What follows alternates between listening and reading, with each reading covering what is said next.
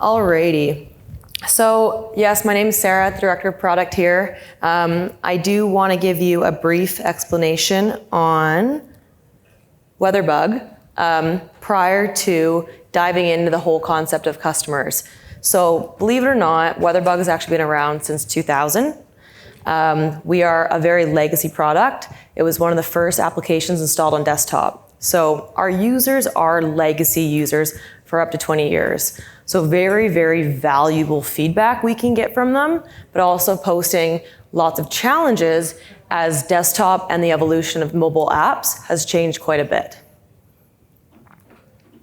So moving to 2007, if any of you guys remember BlackBerry, we were also one of the first applications on that platform.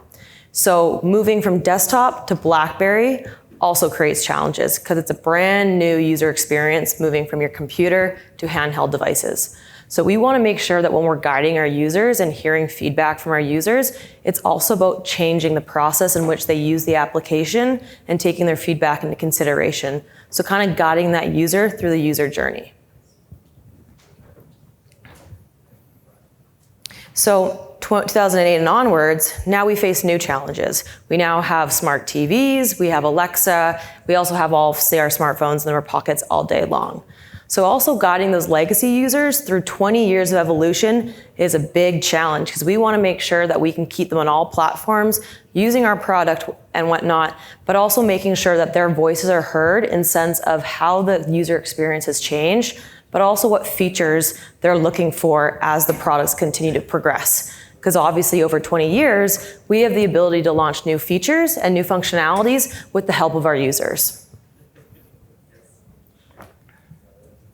So here's an example of a user who's been around for quite some time, and we were talking to them about how we are upgrading our platforms. So that's also one thing to keep in mind is as you discontinue products, you need to ensure that you want to keep those users around, but also move them to the new products because you don't want to lose them in that transition phase.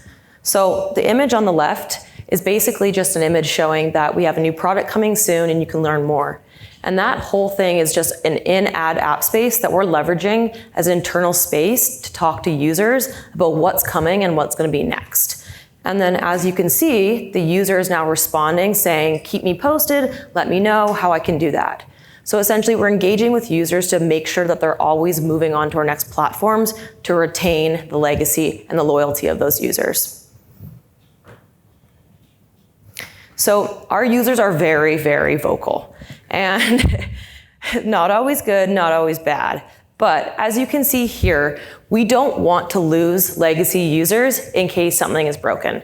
We actually want to take this as an experience and a way that we can actually improve our app to make sure that we keep them around because these legacy users love our platform, so we don't want to lose them over a small fix. So let me show you, and I'm going to guide you through that on how we do that in the next few slides. But on the flip side, we also do get feature validation from our users as well, which is awesome. So when we do build things and do upgrades, our users communicate positive feedback. So we do know that users are liking what we're doing, and we're purposely providing good feedback about the product roadmap and where we're going. And that's also good things to know because we're validating what we're building is building the right thing. So how does WeatherBug actually leverage the users to prioritize and craft the product roadmap?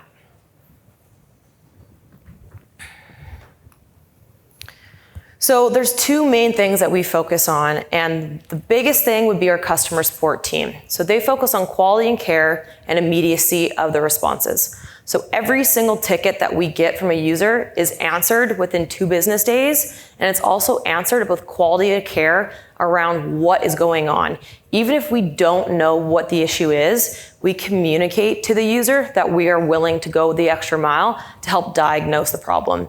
And that is very, very key in terms of answering very quickly, but also showing the users that we care and that the voices are being heard. Because at the end of the day, users just really want to complain, but they want to get an answer out of it. So that's a really big differentiator for us. It is not just some automated response system. We actually have 2 individuals going through thousands and thousands of emails a day. So it's very key in our product roadmap. And how we implement that in the product roadmap is through a tool called User Voice. So actually, User Voice allows the user to send in the feedback emails directly into it. And then we can see, okay, what they're complaining about, what they love, what's not happening, what they hate. And then we can see this in an analytics through the platform of what the users have been talking about to our customer support team. So here's an example of what we get from our customer support team every week. So as you can see here, these are stacked ranked order of feature requests which users have sent us. So this is super important so that we understand short-term and long-term in the product roadmap what users are requesting.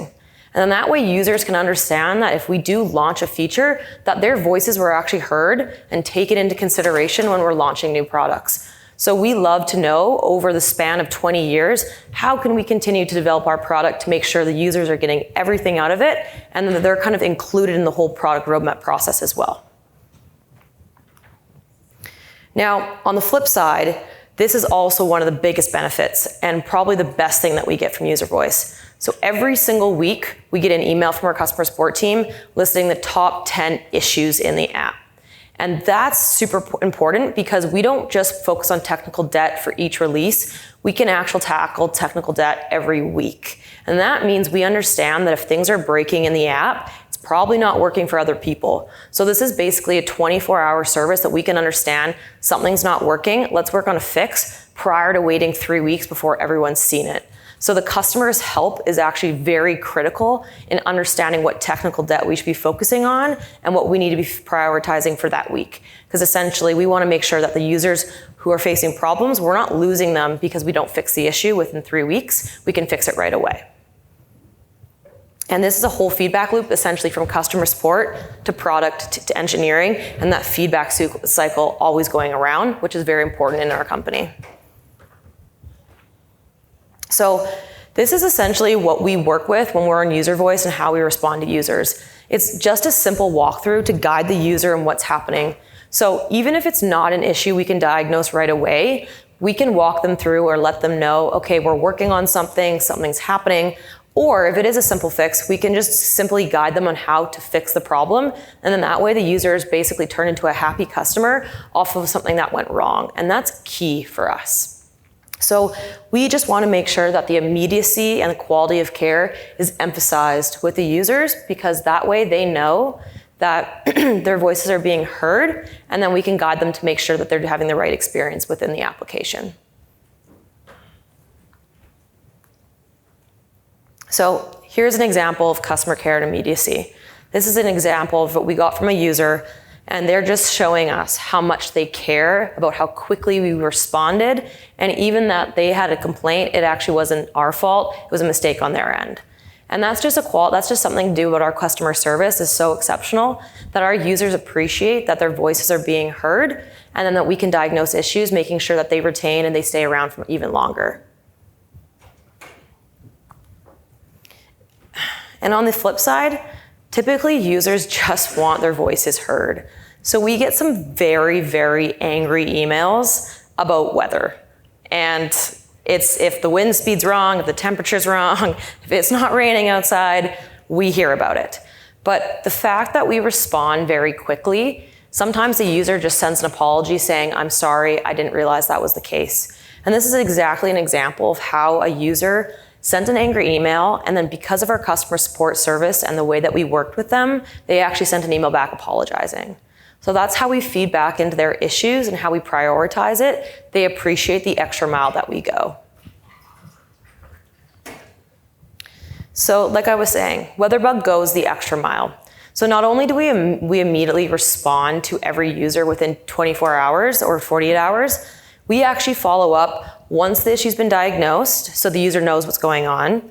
We follow up again once the issue's been resolved, and then any feature request that the user has actually asked for in the past, once that's launched, we then circle back to every single ticket submitted and tell them that the feature is now launched. So users actually understand that they're a part of the whole product roadmap process once it's been out, because we want them to understand that we actually took their feedback into consideration.